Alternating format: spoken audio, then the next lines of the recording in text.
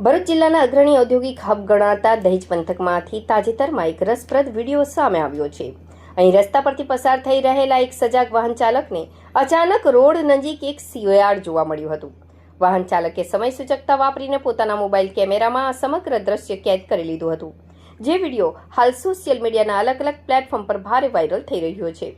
સામાન્ય રીતે માનવ વસાહતથી દૂર રહેતું આ વન્યજીવ દહેજ વિસ્તારના ખુલ્લા અને ઝાડીવાળા ભાગમાં એકદમ નિર્ભયપણે ફરતું જોવા મળ્યું હતું। વિડીયો ઉતારનાર યુવકે પણ વન્યજીવને ખલેલ ન પહોંચે તે રીતે સુરક્ષિત અંતર જાળવી રાખ્યું હતું।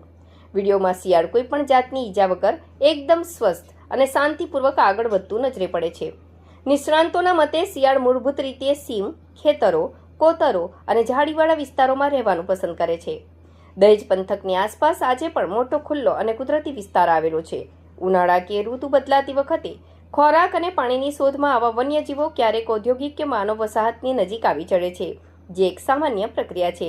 આમાં ડરવાની કોઈ જરૂર નથી।